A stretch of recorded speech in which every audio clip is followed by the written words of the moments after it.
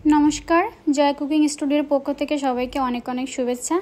आज के खूब साधारण एक रेसिपि करे देखाबो, किन्तु रेसिपिटा किन्तु अनेक बेशी सुस्वादु। पल्ला चिंगड़ी रेसिपि करे देखाबो आज के। तो चले आसि मूल रेसिपिते। प्रथमे आमि एखाने कड़ाइटाके खूब भालोभाबे गरम करे नियेछि, किछुटा तेल दिये दिलाम। तेलटा भालोभाबे गरम हये गेले आमि एखाने फोड़न दिये देब। एखाने आमि हाफ चा चामच परिमाण सरिषा फोड़न दिये दिलाम। देखुन सरिषागुलो खूब भालोभाबे फुटे उठेছে। এখন একটা শুকনো মরিচ ফোড়ন দিয়ে দিলাম। এবার হাফ কাপ পরিমাণ চিংড়ি মাছ নিয়েছিলাম, তো চিংড়ি মাছগুলোকে একটু নেড়েচেড়ে ভাজি করে নিতে হবে। চিংড়ি মাছগুলো ভাজি হয়ে গেছে, এখন আমি কেটে রাখা পল্লাগুলোকে দিয়ে দিলাম।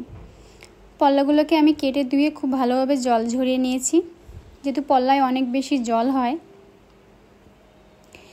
আর এই পল্লা রান্নায় কিন্তু একদমই জল দেওয়ার প্রয়োজন হয় না, এটা আমরা কম বেশি সবাই জানি। কিছুক্ষণ নেড়ে চেড়ে দিয়ে এর ভিতরে আমি কিছুটা কাঁচামরিচ দিয়ে দেব। অল্প পরিমাণ লবণ দিয়ে দিতে হবে। এখন তো খুব বেশি লবণ দেব না, কারণ এখন পরিমাণটা বোঝা যায় না, যেহেতু পল্লাটা অনেক বেশি কম হয়ে যাবে। কিছুটা হলুদ দিয়ে দিলাম। এখন ভালোভাবে নেড়ে চেড়ে মিশিয়ে নেব। এরপর একটা ঢাকনা দিয়ে কিছুক্ষণের জন্য রান্না করে নেব।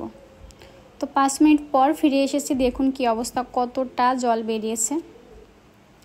এই পর্যায়ে একটা তেজপাতা 2 খণ্ড করে দিয়ে দিলাম। এই পল্লা রান্নায় তেজপাতা কিন্তু অবশ্যই দিতে হবে, তাহলে পল্লা পল্লা গন্ধটা লাগে না, বরং সুন্দর একটা ঘ্রাণ আসে।